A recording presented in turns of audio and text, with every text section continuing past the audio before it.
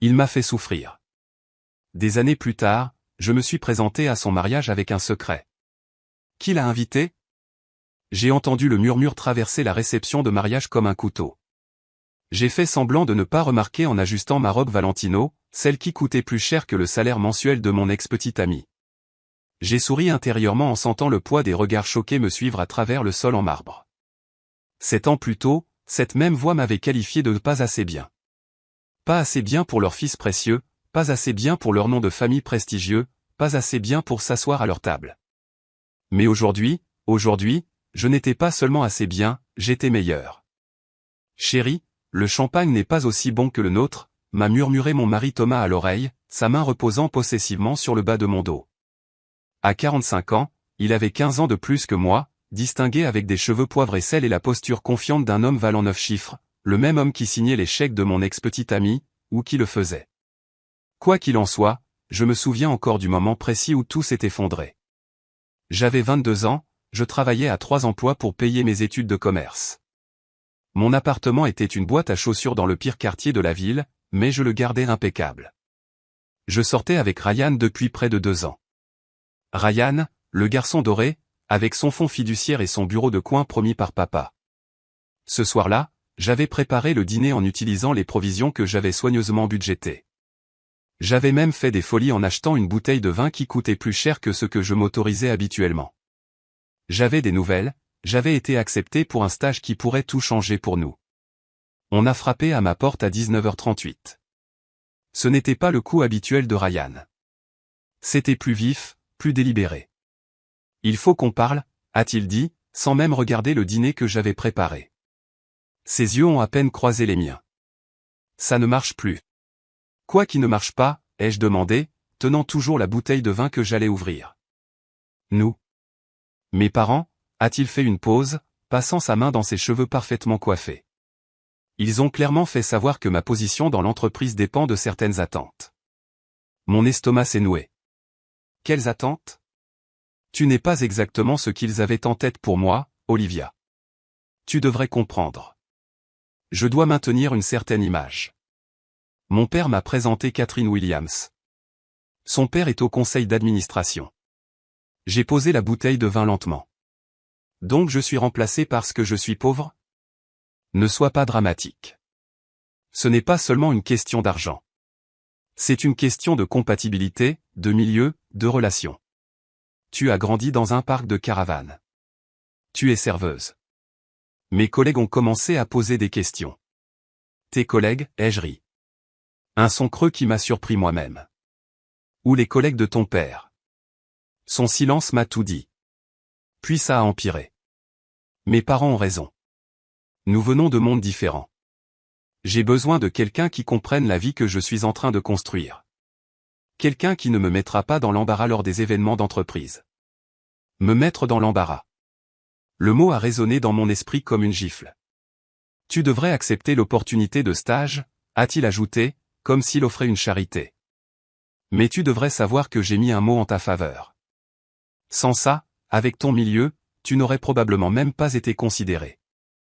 Je suis resté là, figé, pendant qu'il expliquait comment tout ce pourquoi j'avais travaillé était en fait son œuvre, comment mes réalisations n'étaient que sa générosité, comment mes rêves étaient mignons mais irréalistes. Quand il est parti, il n'a même pas regardé le dîner qui refroidissait sur ma table de seconde main. 3 jours plus tard, je l'ai vu dans un restaurant avec une femme blonde portant des perles. Sa mère était là aussi, rayonnante d'approbation. Il riait. J'étais invisible, portant des plateaux à la table à côté de la leur. Ryan m'a vu, je le sais, mais il s'est détourné en faisant semblant que j'étais juste une autre serveuse anonyme. Cette nuit-là, j'ai pleuré jusqu'à ce que mon corps n'ait plus rien à donner. Puis je me suis levé à 5 heures du matin pour mon service du matin. Je suis allé en cours, j'ai fait mon travail du soir et me suis endormi avec mon manuel encore ouvert. Mais quelque chose avait changé. Une graine avait été plantée, pas de vengeance, pas encore, mais de détermination si féroce que ça me faisait peur. Je ne me sentirai plus jamais aussi petite. J'ai cessé de mesurer le succès selon les normes de Ryan. J'ai cessé de me soucier d'impressionner les gens qui ne verraient jamais au-delà de mon origine. Au lieu de cela, je me suis concentré sur le fait de devenir quelqu'un qu'ils ne pourraient pas ignorer. Et maintenant, 7 ans plus tard, me voilà, entrant dans la réception du mariage de Ryan en tant que femme de son patron. Pas seulement la femme de son patron, en fait. Depuis hier, j'étais la nouvelle directrice des acquisitions chez Blackridge Enterprises, l'entreprise avec laquelle l'entreprise familiale de Ryan essayait désespérément de s'associer depuis des années. « Tu es prête ?» a demandé Thomas en me serrant doucement la main. Il savait tout. Mon histoire avec Ryan, l'humiliation, la douleur. Il savait que ce moment comptait plus pour moi que je ne pourrais l'exprimer. J'ai souri, sentant le poids des boucles d'oreilles en diamant que Thomas m'avait offertes pour notre anniversaire. Je suis prête depuis 7 ans. Nous nous sommes approchés des mariés qui recevaient les invités près d'une sculpture de glace représentant des signes entrelacés. Le sourire de Ryan s'est figé quand il m'a vu. Le verre de champagne dans sa main s'est dangereusement incliné. Félicitations, ai-je dit en tendant la main à sa mariée, une femme qui ressemblait à sa mère à tous points de vue. Je suis Olivia Richard, la femme de Thomas et, depuis hier, la nouvelle directrice des acquisitions chez Blackridge. Le verre dans la main de Ryan s'est brisé. L'expression sur le visage de Ryan valait toutes les larmes que j'avais jamais versées à cause de lui. Sa nouvelle mariée, Catherine, la fille du membre du conseil d'administration par qui il m'avait remplacé, a regardé entre nous avec une compréhension naissante. Olivia, a balbutié Ryan, je ne savais pas que toi et Thomas vous connaissiez. Le rire de Thomas était chaleureux, mais portait un tranchant d'acier. Se connaître ? Ma femme est l'esprit le plus brillant que j'ai jamais rencontré dans le monde des affaires. Je l'ai trouvé en train d'analyser les tendances du marché que tout mon service de recherche avait manqué. Je l'ai épousée 1 an plus tard. La meilleure décision de ma vie, professionnellement et personnellement. J'ai regardé les yeux de Ryan se diriger nerveusement vers son père à travers la pièce. L'homme plus âgé se dirigeait déjà vers nous, l'alarme évidente dans sa posture rigide. Monsieur Richard, le père de Ryan, a tendu la main à mon mari. Quel plaisir inattendu. Nous ne savions pas que vous seriez présent. Décision de dernière minute, a répondu Thomas avec douceur. Olivia a mentionné une ancienne connexion avec la famille. Quand j'ai reçu l'invitation de Ryan à l'échelle de l'entreprise, j'ai pensé que nous devions rendre hommage. Le père de Ryan a pâli légèrement. Je savais pourquoi. L'invitation avait été envoyée à tous les employés de Blackridge comme une démonstration de force, Ryan montrant ses relations familiales. Il n'aurait pas pu savoir que j'étais maintenant marié au PDG. « Comment connaissez-vous mon fils ?» m'a demandé Catherine directement, sa voix cassante de suspicion. Avant que je puisse répondre, Ryan a interrompu. Connaissance de l'université. Très bref. J'ai senti une torsion familière dans mon ventre. La même sensation que j'avais eue toutes ces années auparavant quand il m'avait effacé de sa vie. Mais cette fois, j'avais mon propre pouvoir. En fait, ai-je dit en souriant, Ryan et moi sommes sortis ensemble pendant près de 2 ans. Il était ma première relation sérieuse. Le maquillage parfait de Catherine n'a pas pu cacher son choc. Le père de Ryan s'est éclairci la gorge. C'était il y a une éternité, a dit Ryan rapidement, avant que je comprenne vraiment ce que je voulais chez un partenaire. J'ai hoché la tête. C'est vrai. Tu as très clairement indiqué que ce que tu voulais n'était pas quelqu'un qui avait grandi dans un parc de caravanes, qui travaillait à 3 emplois pour payer ses études et qui pourrait t'embarrasser lors des événements d'entreprise. Le silence qui a suivi était délicieux. Les yeux de Catherine se sont écarquillés tandis qu'elle regardait son nouveau mari. Tu ne m'as jamais dit que tu étais sorti avec quelqu'un de... Elle s'est interrompue, incapable de prononcer le mot. Ce n'était pas sérieux, a insisté Ryan. Assez sérieux pour que tu viennes aux funérailles de ma mère, ai-je dit doucement. Assez sérieux pour qu'on parle d'emménager ensemble. Le père de Ryan s'est éclairci la gorge. Peut-être que ce n'est pas le lieu approprié pour. Je suis tout à fait d'accord, ai-je interrompu avec douceur. Nous sommes ici pour célébrer, pas pour exhumer des histoires anciennes. Bien que je sois curieuse, monsieur Henderson, avez-vous déjà dit à votre fils que vous aviez approché Thomas au sujet d'une fusion potentielle l'année dernière ? Le visage de l'homme plus âgé s'est durci. Les questions commerciales ne sont pas appropriées lors d'une conversation de mariage, ma chère. Thomas a souri. Non, mais le timing est primordial, n'est-ce pas ?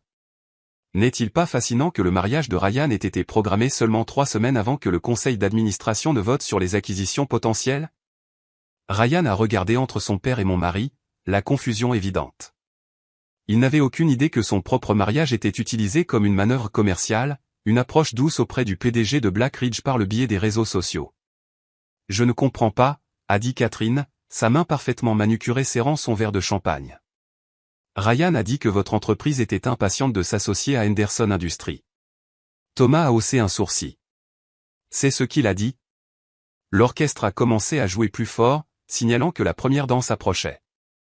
La mère de Ryan est apparue. Son visage était un masque de grâce sociale sous une tension évidente. Le photographe veut la famille, a-t-elle dit, puis s'est figée quand elle m'a vu. La reconnaissance a vacillé dans ses yeux. Elle se souvenait de la pauvre fille qui n'était pas assez bien pour son fils. Olivia, a-t-elle réussi à dire, son sourire si tendu qu'il semblait douloureux. Quelle surprise. Madame Henderson, ai-je hoché la tête. C'est charmant de vous revoir. J'étais justement en train de dire à Catherine à quel point Ryan et moi étions proches avant qu'il ne mette fin à notre relation. Vous vous souvenez, vous aviez des inquiétudes quant au fait que mon milieu puisse affecter ses perspectives de carrière. Son visage a rougi. Je suis sûr que je ne sais pas ce que vous voulez dire.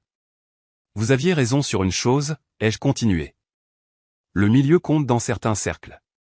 C'est pourquoi Thomas et moi avons été si prudents en sélectionnant les cibles d'acquisition pour Black Ridge. Nous ne voudrions pas nous intégrer à une entreprise qui valorise l'apparence plutôt que la substance. L'implication planait dans l'air. Le père de Ryan a soudainement eu l'air malade. Si vous voulez bien nous excuser, a dit la mère de Ryan avec raideur. La première danse va bientôt commencer. Alors qu'ils s'éloignaient, j'ai attrapé des bribes de leurs murmures passionnés. Catherine exigeait des réponses de Ryan. Son père le réprimandait sur un ton dur. C'était tout ce que tu espérais que ce soit, a demandé Thomas doucement, sa main chaleureuse contre mon dos. J'ai regardé Ryan se disputer avec sa nouvelle mariée au lieu de se préparer pour leur première danse. J'ai vu son père taper frénétiquement sur son téléphone, sans aucun doute pour organiser une réunion d'urgence avec son conseil d'administration. Pas tout, ai-je dit, mais c'est un début. Ce que aucun d'eux ne savait, c'est que leur entreprise familiale, celle qui m'avait jugé indigne, était déjà dans mon collimateur. Et je n'étais pas seulement la femme de Thomas ou l'ex de Ryan. J'étais l'architecte de leur chute et je la planifiais méthodiquement depuis des années. J'avais donné mon cœur à Ryan une fois. Il l'avait jugé sans valeur à cause de mon origine. Maintenant, j'étais sur le point de prendre tout ce que sa famille avait construit et je n'aurais pas besoin de verser une seule larme pour le faire. J'ai rencontré Thomas Richard pour la première fois 3 ans après que Ryan m'ait brisé le cœur. À ce moment-là, je ne travaillais plus comme serveuse. J'avais obtenu mon diplôme avec mention et avais décroché un poste de débutant dans une entreprise d'analyse financière. Rien de prestigieux, mais c'était un pied dans la porte. Ce que personne ne savait, c'est à quel point j'avais étudié Henderson Industries avec obsession depuis la nuit où Ryan est sorti de ma vie. Je connaissais leurs fournisseurs, leurs faiblesses, leur position surendettée. Je comprenais les vulnérabilités de leur marché mieux que leur propre conseil d'administration. Lorsque mon entreprise a été engagée pour fournir une petite analyse de marché pour Black Ridge Enterprises, j'ai vu mon opportunité. Au lieu de fournir le strict minimum requis par le contrat, j'ai passé 3 semaines sans sommeil à créer une analyse complète qui incluait une stratégie détaillée pour acquérir 3 entreprises de taille moyenne, dont l'une était un fournisseur clé de Henderson Industries. L'analyste principal a essayé de s'attribuer le mérite de mon travail, mais j'avais anticipé cette manœuvre et avais intégré ma signature numérique dans la modélisation des données. Lorsque Thomas Richard lui-même a appelé pour discuter des anomalies qu'il avait remarquées dans le rapport, j'étais prête. Votre modélisation a prédit leur effondrement du 3e trimestre 3 mois avant que cela ne se produise, a-t-il dit en m'étudiant à travers son bureau massif. Personne d'autre n'avait vu ça venir. Leur système de gestion des stocks a des failles fatales, ai-je expliqué. Mais ce n'est même pas leur plus grande vulnérabilité. Il s'est penché en avant. C'est leur planification de la succession. L'entreprise familiale Henderson est dirigée par Alan Henderson, mais son fils Ryan n'est pas assez compétent pour prendre la relève. Le conseil d'administration le sait. Le marché le sent, mais ils sont enfermés dans la succession par la dynamique familiale. Thomas a haussé un sourcil. Vous semblez avoir une connaissance particulière de Henderson Industries. J'ai soutenu son regard avec fermeté. Je me fais un devoir de comprendre les faiblesses. Ce qui a commencé comme un respect professionnel a évolué progressivement en quelque chose de plus. Thomas était brillant, motivé et, contrairement à Ryan, il valorisait la substance plutôt que l'apparence. Il se fichait que je ne vienne de rien. Il se souciait du fait que je puisse voir des schémas que les autres manquaient. Quand il a fait sa demande en mariage 2 ans plus tard, ce n'était pas seulement une question d'amour, c'était un partenariat dans tous les sens du terme. Je veux que tu fasses partie de mon équipe de direction, m'a-t-il dit après avoir mis la bague à mon doigt. Pas parce que tu vas être ma femme, mais parce que tu es la personne la plus intelligente que je connaisse. J'ai d'abord refusé. Tu sais ce qu'ils diront, que je me suis couché pour arriver au sommet. Il a ri. Laisse-les dire. Pendant qu'ils bavarderont, nous allons acquérir leurs entreprises. Mais j'avais mon propre plan. Un plan qui demandait de la patience. Je veux le gagner, lui ai-je dit. Je veux un poste que personne ne puisse remettre en question. Alors j'ai gravi les échelons légitimement, occupant des postes sous différents directeurs, utilisant mon nom de jeune fille, me bâtissant une réputation qui n'avait rien à voir avec le fait d'être la femme de Thomas. Pendant tout ce temps, j'ai continué à recueillir des renseignements sur Henderson Industries. J'ai découvert que le père de Ryan avait commis une erreur critique il y a 3 ans en surendettant l'entreprise pour acquérir une usine de fabrication à Singapour qui fonctionnait maintenant à perte. Il gardait les apparences, mais l'entreprise perdait de l'argent. Plus important encore, j'ai appris que Ryan avait été promu directeur financier alors qu'il était terriblement mal préparé pour le poste. Un népotisme classique qui entraînait l'entreprise encore plus dans le pétrin. Il y a 6 mois, le père de Ryan a fait sa première approche timide vers Blackridge, suggérant un partenariat stratégique. Ce qu'il voulait vraiment, c'était un apport de capitaux déguisé en fusion. Thomas a reconnu le désespoir dans la proposition et a décliné. Puis est venue l'invitation au mariage de Ryan, envoyée à tous les employés de Blackridge, y compris Thomas. Un rappel pas si subtil des relations sociales que la famille Henderson entretenait encore. Ils deviennent désespérés, a dit Thomas en me montrant l'invitation. Utilisez le mariage de Ryan comme une opportunité de réseautage. J'ai étudié le papier cartonné épais de couleur crème avec son gaufrage doré. Allons-y. Thomas a haussé un sourcil. Tu veux assister au mariage de ton ex-petite amie? Je veux voir leur visage quand ils réaliseront ce que je suis devenu. Ce que je n'ai pas dit à Thomas, c'est que j'avais déjà mis les dernières pièces en mouvement. 3 jours avant le mariage, j'ai présenté ma stratégie d'acquisition au conseil d'administration de Blackridge, une stratégie qui comprenait l'achat de la dette de Henderson Industries auprès de plusieurs prêteurs, nous donnant une participation majoritaire à leur insu. Le conseil d'administration a approuvé à l'unanimité. Thomas a signé les papiers immédiatement, bien qu'il m'ait lancé un regard entendu. Ça semble personnel, a-t-il dit doucement après la réunion. Les affaires sont toujours personnelles, ai-je répondu. Tu m'as appris ça. La nuit avant le mariage, Thomas m'a surpris avec l'annonce de ma promotion au poste de directrice des acquisitions. Le conseil d'administration a insisté, a-t-il dit. Votre stratégie était irréprochable. J'ai accepté avec un sourire, sachant que mon premier acte officiel serait de démanteler Henderson Industries et de vendre ses actifs à des concurrents. Sauf l'usine originale que le grand-père de Ryan avait construite. Je prévoyais de la transformer en logements abordables pour les familles travailleuses qui essaient d'échapper à la pauvreté. Alors que Ryan et Catherine se préparaient à couper leur gâteau de mariage, je me suis excusé pour passer un coup de téléphone. Exécuter la phase 2, ai-je dit à notre équipe juridique. Transférer immédiatement toutes les participations de la dette à notre filiale de Singapour. Dès lundi matin, Henderson Industries recevrait un avis selon lequel leur prêt avait été rappelé intégralement. Mercredi, quand Ryan reviendrait de sa lune de miel, il trouverait son bureau emballé et la sécurité attendant de l'escorter dehors. Je suis retourné à la réception juste au moment où le gâteau était servi. Le père de Ryan me regardait, la suspicion évidente dans son expression. Tout va bien, Olivia, a demandé Thomas quand je l'ai rejoint. J'ai souri en acceptant une part de gâteau de mariage d'un serveur qui passait. Tout est parfait. C'est le jour le plus doux. J'ai pris une bouchée du gâteau, trop cher et sans saveur, tout comme le marié. Le groupe de mariage jouait un morceau de jazz lent quand le père de Ryan nous a coincés près de la fontaine de champagne. Son calme habituel s'était fissuré, remplacé par une panique à peine contenue. Thomas, a-t-il dit, sa voix tendue, pourrais-je avoir un mot en privé? Question commerciale? Thomas a souri poliment. Allant, c'est le mariage de votre fils. Les affaires peuvent sûrement attendre jusqu'à lundi. J'ai bien peur que non, a-t-il insisté en me lançant un regard nerveux. Il s'agit de la proposition dont nous avons discuté le mois dernier. A hoché la tête Thomas. Eh bien, Olivia est notre nouvelle directrice des acquisitions. Tout ce que vous aimeriez discuter avec moi devrait l'inclure également. Le visage d'Alan Henderson a pâli.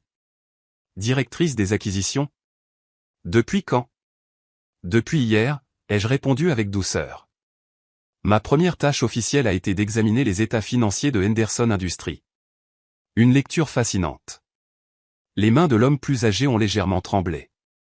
Ce sont des informations confidentielles. Pas pour vos créanciers, ai-je répondu.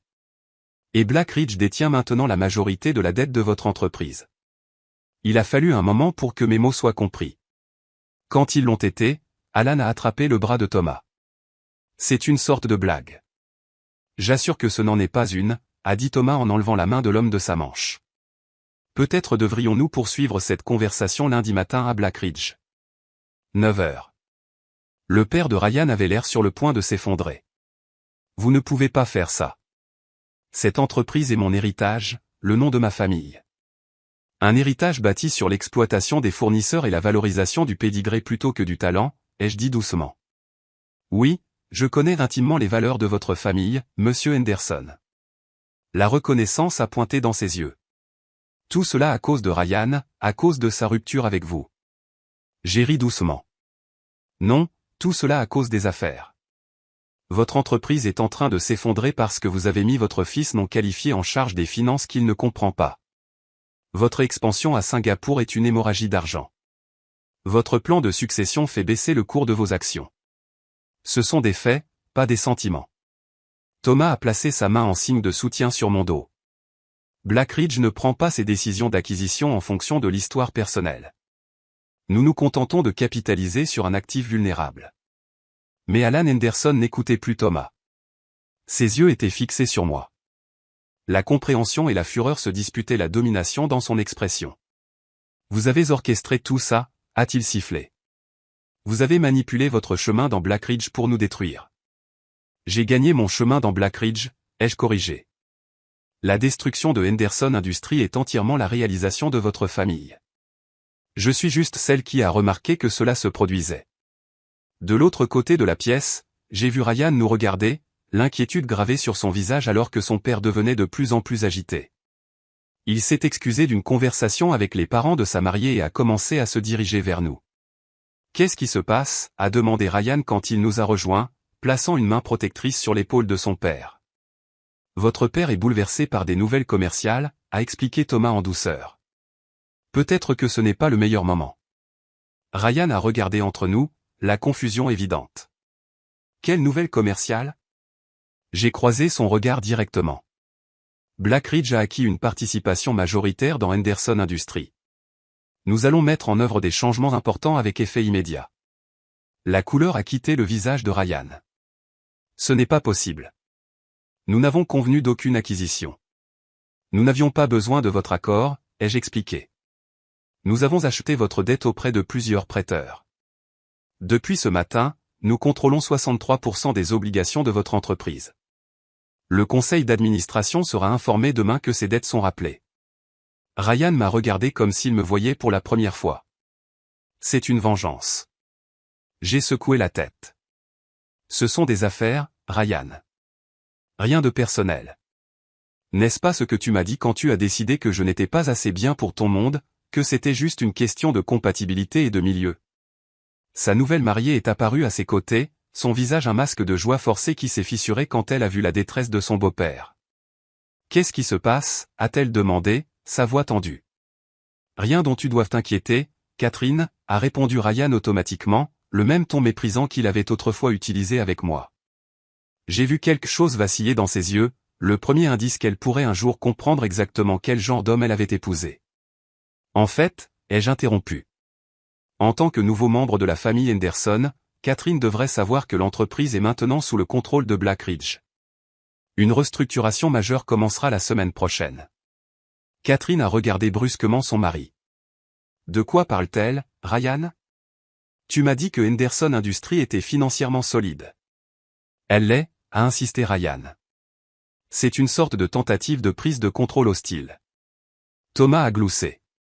Ce n'est pas une tentative si elle est déjà accomplie et ce n'est pas hostile. C'est juste des affaires. Le père de Ryan a semblé vieillir d'une décennie en quelques minutes. Nous pouvons négocier. Il doit y avoir une sorte d'arrangement. Le moment de négocier était avant que vous ne surendettiez votre entreprise jusqu'au point de rupture, ai-je dit. De plus, votre position de négociation est sérieusement compromise par l'enquête de la SEC qui sera annoncée lundi. C'était la bombe que j'attendais de larguer. Au cours de mes recherches, j'ai découvert des preuves d'irrégularité comptable remontant à l'époque où Ryan a pris le poste de directeur financier. Rien de malveillant, juste de l'incompétence maquillée avec une comptabilité créative. J'avais anonymement transmis les preuves aux autorités de réglementation il y a 3 mois, le timing parfait avec notre stratégie d'acquisition. Quelle enquête, a demandé Ryan, la panique montant dans sa voix. Celle qui examine les divergences dans les rapports financiers de vos installations de Singapour, ai-je répondu calmement. Les mêmes rapports que vous avez personnellement approuvés en tant que directeur financier. Catherine s'est tournée vers son nouveau mari, l'horreur pointant dans ses yeux. Est-ce vrai? Es-tu sous enquête? Bien sûr que non, a répondu Ryan sèchement. Elle invente tout ça. J'ai fouillé dans mon sac à main et en ai sorti une carte de visite, la tendant à Catherine. Voici les coordonnées de notre service juridique. Vous voudrez peut-être que votre propre avocat prenne contact avant que la nouvelle ne soit rendue publique. Alors que Catherine prenait la carte avec des doigts tremblants, je n'ai ressenti aucun triomphe, seulement un étrange sentiment d'achèvement. Le cercle qui a commencé la nuit où Ryan m'a dit que je n'étais pas assez bonne était enfin en train de se refermer. Ryan m'a attrapé par le bras alors que je me tournais pour partir. Tu ne t'en tireras pas, a-t-il sifflé. Ma famille a des relations. Enlevez votre main, a dit Thomas, sa voix mortellement calme. Maintenant. Ryan a lâché mon bras comme s'il était brûlé. Les relations de votre famille ont toujours été plus une illusion qu'une réalité, lui ai-je dit doucement. Tout comme la santé financière de votre entreprise, tout comme vos qualifications pour être directeur financier. Alors que les autres invités commençaient à remarquer la confrontation, la mère de Ryan s'est précipitée, le contrôle des dommages sociaux étant sa priorité évidente. Tout va bien, a-t-elle demandé, son sourire entraîné tendu. Tout va bien, maman, a répondu Ryan automatiquement. J'ai croisé son regard directement. En fait, Madame Henderson, vous voudrez peut-être parler avec votre mari. Il y a eu quelques développements concernant l'entreprise familiale. Elle a regardé entre le visage cendré de son mari et la fureur à peine contenue de son fils, comprenant que quelque chose de grave était en train de se produire. Peut-être devrions-nous poursuivre cette discussion une autre fois, a suggéré Thomas avec diplomatie. Nous ne voudrions pas perturber la célébration. Mais la célébration était déjà perturbée. Les invités regardaient le tableau avec une curiosité non dissimulée. Le mariage parfait de la haute société se désintégrait aussi rapidement que l'entreprise familiale qu'il avait financée. Alors que Thomas et moi nous éloignions, j'ai entendu le murmure tendu de Catherine à Ryan. Tu m'as promis qu'il n'y aurait pas de surprise. Tu m'as promis que tout était stable. Je n'avais pas besoin d'entendre sa réponse. Je savais déjà à quoi ressemblaient les promesses vides de Ryan Henderson. 3 mois après le mariage de Ryan, je me suis tenu dans ce qui était autrefois le bureau de coin d'Alan Henderson. La vue sur la ligne d'horizon de la ville était spectaculaire, bien que le bureau lui-même ait été dépouillé des photos de famille Henderson et des trophées de chasse qui l'ornaient autrefois. La restructuration avait été rapide et complète. Ryan et son père ont tous deux été démis de leurs fonctions, bien que nous ayons permis à Alan de conserver un siège honorifique au conseil d'administration, en partie pour la continuité, en partie parce que le regarder s'asseoir silencieusement aux réunions pendant que nous démantelions son héritage était sa propre forme de justice. L'usine de Singapour avait été vendue pour couvrir les obligations de la dette. La ligne de production principale a été modernisée et conservée sous la propriété de Blackridge et le siège social de l'entreprise, le bâtiment que le grand-père de Ryan avait construit, est maintenant en cours de transformation en un développement à usage mixte avec des logements abordables représentant 60% de l'espace résidentiel.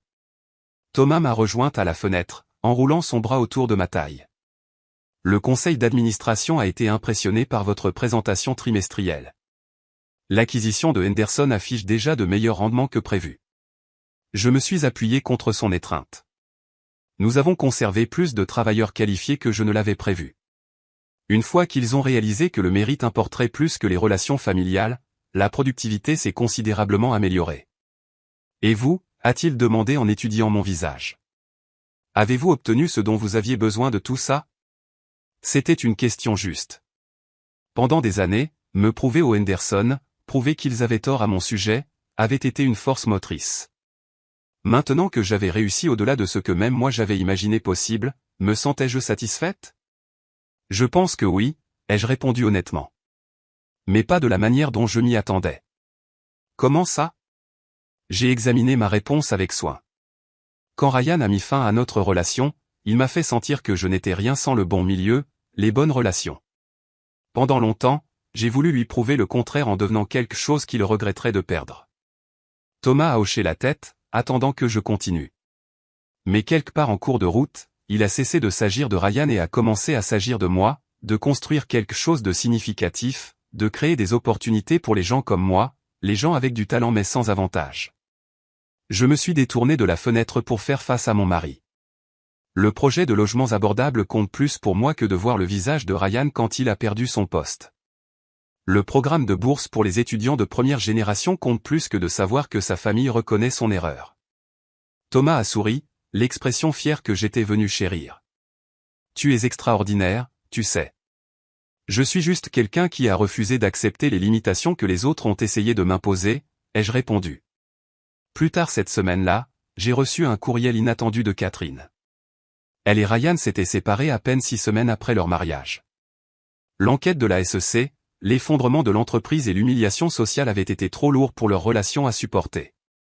Je pensais que vous devriez savoir que Ryan m'a enfin dit la vérité sur votre histoire ensemble, a-t-elle écrit. Je suis désolé de la façon dont ma famille vous a traité au mariage. J'ai tiré des leçons difficiles sur l'homme que j'ai épousé et les valeurs que sa famille détient réellement. Je n'ai pas répondu.